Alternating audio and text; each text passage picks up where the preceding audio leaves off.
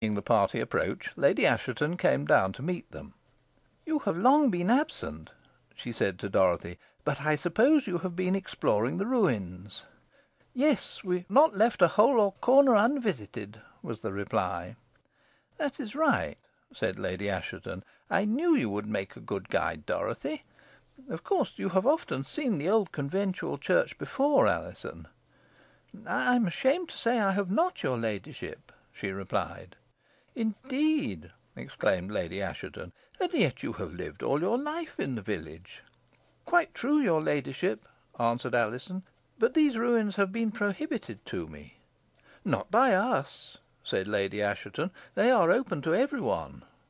"I was forbidden to visit them by my mother," said Alizon; and for the first time the word mother seemed strange to her.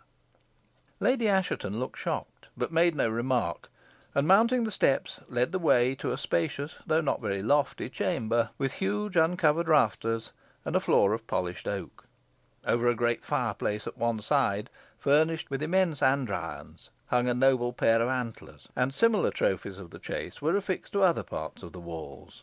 Here and there were likewise hung rusty skull caps, breastplates, two handed and single handed swords, maces, halberts, and arquebuses, with chain shirts, buff jerkins, matchlocks, and other warlike implements, amongst which were several shields, painted with the arms of the Asshetons and their alliances. High backed chairs of gilt leather were ranged against the walls, and ebony cabinets, inlaid with ivory, were set between them at intervals, supporting rare specimens of glass and earthenware. Opposite the fireplace stood a large clock, curiously painted, and decorated with emblematical devices, with the signs of the zodiac, and provided with movable figures to strike the hours on a bell, while from the centre of the roof hung a great chandelier of stag's horn. Lady Assheton did not tarry long within the entrance hall, for such it was, but conducted her guests through an arched doorway on the right into the long gallery. 150 feet in length, and proportionately wide and lofty, this vast chamber had undergone little change since its original construction by the old owners of the abbey. Panelled and floored with lustrous oak, and hung in some parts with antique tapestry, representing scriptural subjects, one side was pierced with lofty pointed windows, looking out upon the garden, while the southern extremity boasted a magnificent window with heavy stone mullions, though of more recent workmanship than the framework commanding Whalley Nab and the river. The furniture of the apartment was grand but gloomy, and consisted of antique chairs and tables belonging to the abbey. Some curious ecclesiastical sculptures, wood carvings, and saintly images, were placed at intervals near the walls, and on the upper panels were hung a row of family portraits. Quitting the rest of the company, and proceeding to the southern window, Dorothy invited Alizon and her brother to place themselves beside her on the cushioned seats of the deep embrasure. Little conversation, however, ensued, Alizon's heart being too full for utterance, and recent occurrences engrossing Dorothy's thoughts to the exclusion of every thing else.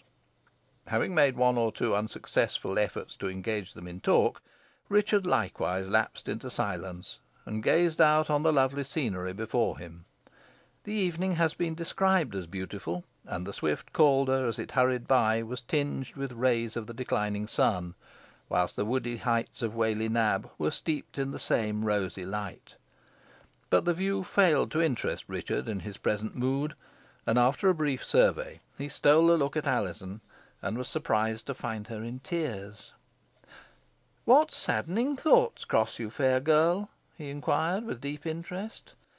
"I can hardly account for my sudden despondency," she replied; "but I have heard that great happiness is the precursor of dejection, and the saying, I suppose, must be true, for I have been happier to day than I ever was before in my life. But the feeling of sadness is now past," she added, smiling. "I am glad of it," said Richard. "May I not know what has occurred to you?" "Not at present," interposed Dorothy; "but I am sure you will be pleased when you are made acquainted with the circumstance. I would tell you now, if I might." "May I guess?" said Richard. "I don't know," rejoined Dorothy, who was dying to tell him. "May he?" "Oh, no, no!" cried Alizon. "You are very perverse," said Richard, with a look of disappointment. There can be no harm in guessing, and you can please yourself as to giving me an answer. I fancy, then, that Alizon has made some discovery." Dorothy nodded. "Relative to her parentage?" pursued Richard. Another nod. "She has found out that she is not Elizabeth Device's daughter," said Richard. "Some witch must have told you this," exclaimed Dorothy. "Have I indeed guessed rightly?" cried Richard, with an eagerness that startled his sister. "Do not keep me in suspense. Speak plainly." "How am I to answer him, Alizon?" said Dorothy. "Nay, do not appeal to me, dear young lady," she answered, blushing. "I have gone too far to retreat," rejoined Dorothy, "and therefore, despite Mistress Nutter's interdiction, the truth shall be said. You have guessed shrewdly, Richard. A discovery has been made, a very great discovery. Alizon is not the daughter of Elizabeth Device." "The intelligence delights me, though it scarcely surprises me," cried Richard, gazing with heartfelt pleasure at the blushing girl, "for I was sure of the fact from the first. Nothing so good and so charming as Alizon could spring from so foul a source. How and by what means you have derived this information, as well as whose daughter you are, I shall wait patiently to learn. Enough for me that you are not the sister of James Device. Enough that you are not the grandchild of Mother Demdike." "You know all I know, in knowing thus much," replied Alizon, timidly, "and secret has been enjoined by Mistress Nutter, in order that the rest may be found out. But oh! should the hopes I have, perhaps too hastily indulged, prove fallacious " "They cannot be fallacious, Alizon," interrupted Richard, eagerly. "On that score rest easy. Your connection with that wretched family is for ever broken. But I can see the necessity of caution, and shall observe it. And so Mistress Nutter takes an interest in you?" "The strongest," replied Dorothy. "But see, she comes this way." But we must now go back for a short space. While Mistress Nutter and Nicholas were seated at a table examining a plan of the Rough Lee estates, the latter was greatly astonished to see the door open and give admittance to Master Potts, who he fancied snugly lying between a couple of blankets at the Dragon. The attorney was clad in a riding dress, which he had exchanged for his wet habiliments, and was accompanied by Sir Ralph Assheton and Master Roger Nowell. On seeing Nicholas, he instantly stepped up to him. "Aha, squire!" he cried, "you did not expect to see me again so soon, eh? A pottle of hot sack put my blood into circulation, and having luckily a change of raiment in my valise, I am all right again. So, not so easily got rid of, you see." "So it appears," replied Nicholas, laughing. "We have a trifling account to settle together, sir," said the attorney, putting on a serious look. "Whenever you please, sir," replied Nicholas, good humouredly tapping the hilt of his sword. "No, not in that way," cried Potts, darting quickly back. "I never fight with those weapons never. Our dispute must be settled in a court of law, sir in a court of law. You understand, Master Nicholas?" "There is a shrewd maxim, Master Potts, that he who is his own lawyer has a fool for his client," observed Nicholas, drily. "Would it not be better to stick to the defence of others, rather than practise on your own behalf?"